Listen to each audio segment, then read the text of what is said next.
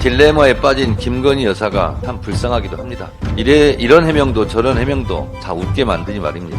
VIP의 딜레마, 검찰의 딜레마. 선택해야 할 길은 두 가지 중 하나로 정해져 있는데 그 어느 쪽을 선택해도 바람직하지 못한 결과가 나오게 되는 곤란한 상황일 때 우리는 보통 딜레마에 빠졌다라고 말합니다. 도이치모터스 공보험이란 자가 VIP는 김계환 해병대 사령관이었다고 말했다가 VIP는 여사님이라고 정정하고 허세였다고 말했다고 보도되고 있는데 이 사람도 딜레마에 빠진 것 같습니다. 딜레마에 빠진 것은 여사님도 마찬가지인 것 같습니다. 디올백 수술을 놓고 개그 콘서트 같은 대사들이 연일 사람들을 포복절도하게 만듭니다. 깜빡하고 돌려주지 못했다고 하니 아니 언제는 대통령 기록물이고 돌려주면 국고 횡령이라더니 왜 돌려주라고 했느냐는 반론이 바로 나옵니다. 맞습니다. 김건희 여사 쪽을 편드는 사람들은 그동안 대통령 기록물이니 돌려줄 필요가 없다는 식으로 말했지 않습니까? 선물을 준 최재형 목사를 주거 침입범으로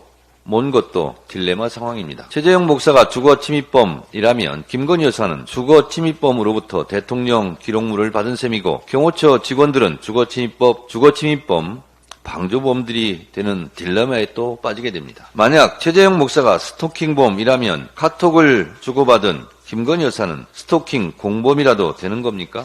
이 또한 딜레마입니다. 급기 어제는 영부인은 유모 행정관에게 바로 돌려주면 기분이 상할 수도 있으니 기분 나쁘지 않도록 추후 돌려주라고 지시한 것이라는 해명이 보도되었습니다. 아니 그럼 추후에 돌려줄 것을 안 받았으면 될 것이고 선물을 준비했다는 카톡을 받았을 때 안 받겠다, 들고 오지 마라는 카톡을 보내고 경호처 직원들에게 가방은 들여보내지 마라고 지시했다면 될 일 아니었습니까? 추후에 돌려주라고 했다는 것이 사실이라면 대통령 기록물은 국고인데 추후에 국고를 횡령하라고 했습니까? 디올백이 대통령 기록물이고 국고라면서요. 대통령 기록물법 제14조 무단 반출 등의 금지 조항에 보면 누구든지 무단으로 대통령 기록물을 손상, 은닉, 멸실 또는 유출하거나 국외로 반출해서는 아니 된다고 되어 있습니다. 김건희 여사는 대통령 기록물법 위반 사범입니까? 만약 이런 해명들을 김혜경 여사가 했다면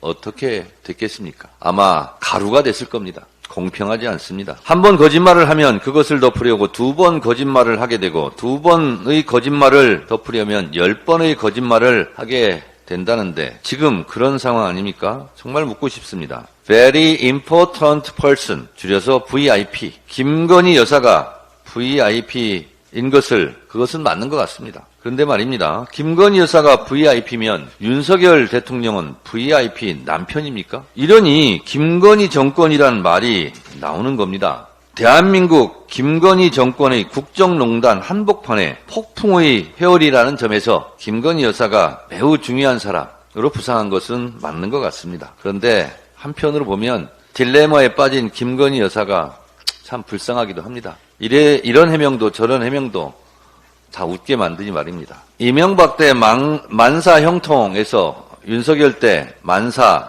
영통이란 말이 유행어로 또 부상할 조짐이 보입니다만 저는 그 만사 영통이 또 하나의 다른 의미로 만사가 영부인의 고통이겠다 이런 생각이 들기도 합니다. 김건희 여사 쪽의 해명이 재미있고 황당한 것이야 국민들께서 상식적으로 판단할 것입니다. 제가 궁금한 것은 검찰의 입장입니다. 김건희 여사 쪽이 내놓는 해명마다 검찰은 어떤 논리로 털어줄 것인지 아니면 어떤 법조항으로 수사하고 처벌할 것인지 그것이 궁금합니다. 검찰도 딜레마에 빠졌습니까? 김건희 여사 청문회 때 검찰의 입장을 묻겠습니다.